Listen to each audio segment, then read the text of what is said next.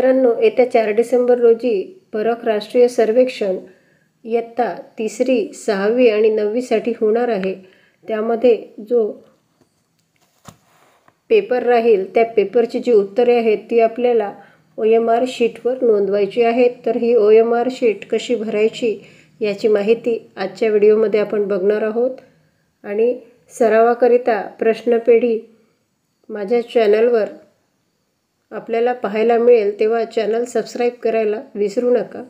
Description बॉक्समध्ये व्हिडिओची link दिलेली आहे, ती क्लिक करून तुम्ही प्रश्नपेढीचा सराव करू शकता. सुरुवात करूया आजच्या व्हिडिओला. परख राष्ट्रीय सर्वेक्षण 2004. आता या ठिकाणी माहिती कुठली भरायची आहे? UDIS कोड, आपल्या शाळेचा UDIS कोड भरायचा आहे. बुकलेट सेट, इथे तुम्हाला कुठला पेपर मिळाला त्याचा जो सेट आहे तो आहे.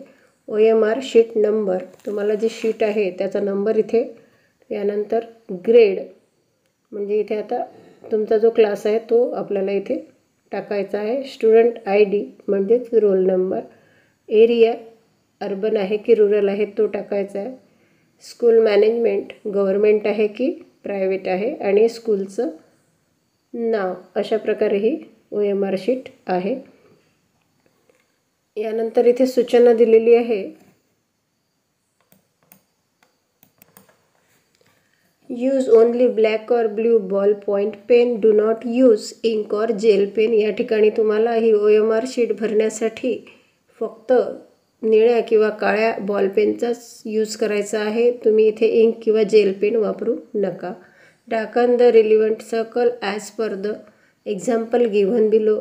या ठिकाणी ज्याप्रमाणे तुम्हाला करेक्ट मेथड दिलेली आहे, म्हणजेच हे जे 4 ऑप्शन आहेत यामधलं जे करेक्ट आहे ते आपल्याला इथे डार्क करायचं आहे. समजा आता 4मध्ये जर सेकंड नंबरचं करेक्ट आहे तर पूर्णपणे ते व्यवस्थित फिल करायचं आहे. आणि इनकरेक्टमध्ये ह्या ज्या 4 प्रकारे हे रंगवलेले दाखवलेलं आहे, ही राईटची खूण आहे, हे सुद्धा चुकीचं आहे. अशा प्रकारे जर तुम्ही रंगवलं असेल, ते फिल केलं असेल ते चुकीचं आहे.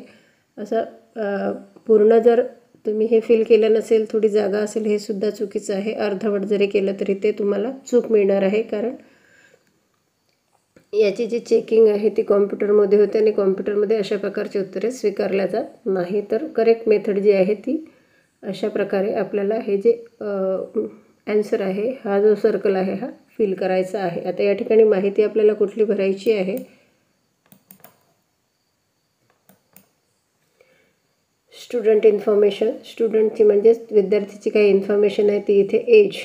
आता एज म्हटल्यानंतर या ठिकाणी समजा आता 6वीतला मुलगा आहे, तो 12 वर्षाचा असेल तर 12 जर आपल्याला इथे दाखवायचे असेल तर या ठिकाणी हा 0 आहे आणि हा 1 आहे. तर समजा तुम्ही इथे 1 लिहिला तर तुम्हाला इथे हे सर्कल डार्क करायचं आहे, आणि इथे जर 2 लिहिले तर दुसरा नंबरचं सर्कल इथे डार्क करायचं आहे. याप्रमाणे हाईट, समजा माझी हाईट 5 फीट आहे तर मी इथे 5 नंबरचा जो सर्कल आहे तो फिल करणार आहे. वेट आपलं किती आहे त्यानुसार, आता समजा एखाद्या मुलाचं वेट 25 आहे तर 2 आणि 2 हा सर्कल गोल करायचा आहे, आणि 5 म्हटल्यानंतर इथे हा सर्कल आपल्याला इथे फिल करायचा आहे. सोशल ग्रुप, तुम्ही कुठल्या कॅटेगरीमध्ये येता हे तुमच्या शिक्षकांना विचारून भरता येईल. स्टुडंट जेंडर, तो मुलगा आहे की मुलगी, त्याप्रमाणे इथे आपल्याला हे फिल करायचं आहे. EWS, हे सुद्धा शिक्षकांना विचारून भरायचं आहे.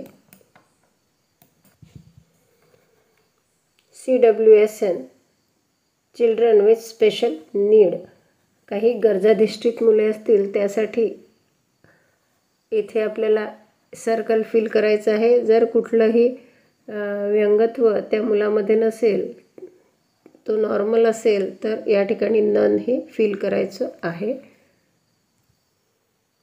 आता इथे total questions, grade 3 45 questions, grade 6 51 questions and grade 9 60 questions. 3ऱ्या वर्गाला 45 प्रश्न सोडवायचे आहेत, 6व्या वर्गाला 51 प्रश्न सोडवायचे आहेत, आणि 9व्या वर्गाला 60 प्रश्न सोडवायचे आहेत. या ठिकाणी 60 प्रश्नांची आपल्याला इथे रिस्पॉन्सेस 60 प्रश्नांसाठी दिलेले आहेत, परंतु आपल्या ग्रेडनुसार म्हणजेच आपल्या वर्गानुसार इथे आपल्याला तेवढ्याच प्रश्नांची उत्तरे सोडवायची आहेत. तर आता 6वा वर्ग जर म्हटला तरी ते फक्त 51पर्यंतच आपण याची उत्तरे लिहिणार आहोत. 9वा वर्ग म्हटला तर पूर्ण 60 आणि 3रा वर्ग म्हटला तर फक्त 45.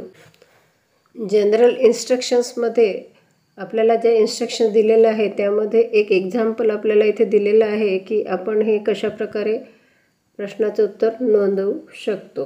हे एक एक्झाम्पल दिलेलं आहे. Question, which one of the following is the largest number. या ठिकाणी ABCD हे 4 ऑप्शन दिलेले आहेत. तर सर्वात मोठा नंबर यातला कुठला आहे? या ठिकाणी आपल्याला सर्वात मोठा नंबर दिसतोय ऑप्शन नंबर B 275. आणि याचा जो रिस्पॉन्स आहे आपल्याला अशा प्रकारे इथे नोंदवायचा आहे. In the example option B is the correct answer. Hence circle of the option B is to be darken as shown below. या खाली दाखवल्याप्रमाणे या प्रश्नाचं उत्तर जे आहे OMR शीटमध्ये आपल्याला अशा प्रकारे 2 नंबरला फिल करायचं आहे, सर्कल डार्क करायचं आहे. आणि अशा प्रकारे सर्कल डार्क करायचा आहे, कुठलाही अर्धवट सर्कल डार्क करायचा नाही. त्याला उत्तरे ते उत्तर करेक्ट म्हणून गृहीत धरले जाणार नाही. ही इनकरेक्ट